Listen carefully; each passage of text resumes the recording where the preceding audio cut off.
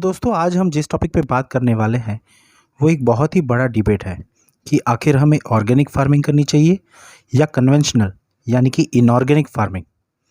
तो सबसे पहले हमें ये समझना चाहिए कि ऑर्गेनिक और इनऑर्गेनिक में डिफरेंस क्या है। साइंटिफिकली समझे तो सभी ऑर्गेनिक पदार्थों में कार्बन एक आवश्यक घटक के रूप में होता है, जबकि इनऑर्गेनिक पदार्थों में कार्बन हो सकता है या नहीं भी हो सकता है।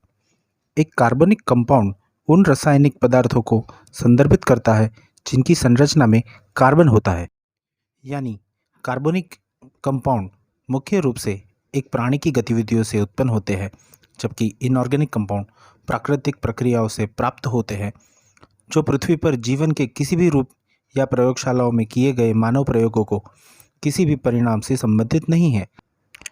तो सबसे पहले तो ये समझ ले कि कोई भी प्लांट ऑर्गेनिक पदार्थों को डायरेक्टली ले नहीं सकता।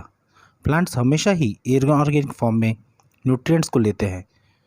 तो इससे ये साबित होता है कि इनऑर्गेनिक फर्टिलाइज़र डालने से प्लांट्स उसे इजीली एब्जॉर्ब कर सकते हैं। चलो मैं इस डिबेट को और एक सिंपल एग्जांपल से समझाता हूँ। फ़र्ज़ कीजिए कि आप जहाँ रहते हैं उस एरिया में आपके पड़ोस में दो लोग रहते हैं। एक हट्टा कट्टा नौजवान और वो एकदम फिट है और वो जिम वगैरह जाता है, तो एकदम फिट बंदा, और दूसरा एक बंदा है जो एक ऑफिस में क्लार्क की जॉब करता है, जो ज़्यादातर अपना टेबल वर्क ही करता है। तो मैं ये समझाना चाहता हूँ कि क्लार्क जो है उसकी शायद वो भूख हो सकती है 4 रोटी, और जो फिट बंदा है वो शायद जिम विम करता होगा तो खाता होगा 10 रोटी।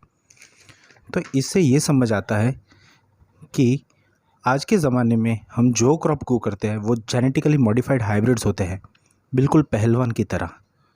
तो ये क्रॉप्स मॉडिफाई किए गए हैं क्योंकि वो हमें ज़्यादा प्रोडक्शन देंगे।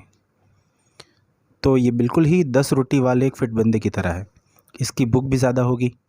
और पहले के ज़माने में देसी बीजों का उपयोग होता था जिनकी भूख उस क्लार्क की तरह थी, यानी 4 रोटी वाली। तो मेरे परसेप्शन से हाइब्रिड क्रॉप्स में प्रोडक्शन अगर लेना है तो पहले उनकी भूख को समझना होगा। इसका ये मतलब भी नहीं है कि हमें ऑर्गेनिक फर्टिलाइजर्स का उपयोग नहीं करना चाहिए, पर ऑर्गेनिक कार्बन बेनिफिशियल बैक्टीरिया के लिए बहुत ही ज़रूरी होता है। इसलिए हमें समझदारी से ऑर्गेनिक और इनऑर्गेनिक फर्टिलाइजर्स का उपयोग करके खेती करनी चाहिए।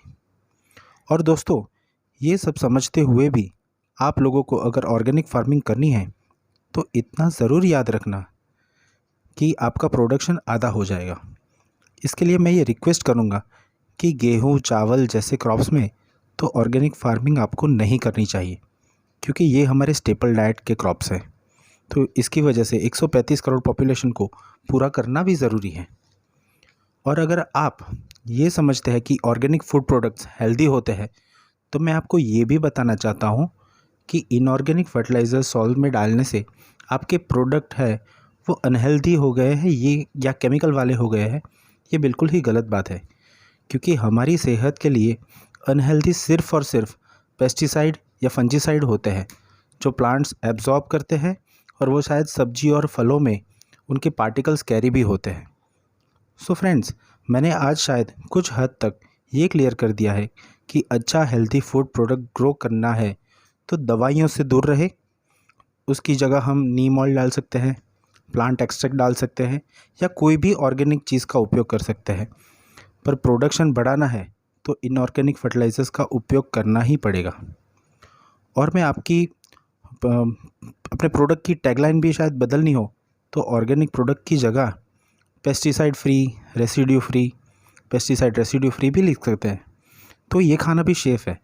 तो शायद तक मैं इस टॉपिक को ब्रीफ में समझा सका हूँ। अगर कोई भी डाउट हो तो प्लीज़ कमेंट सेक्शन में अपने कमेंट्स ज़रूर कीजिए।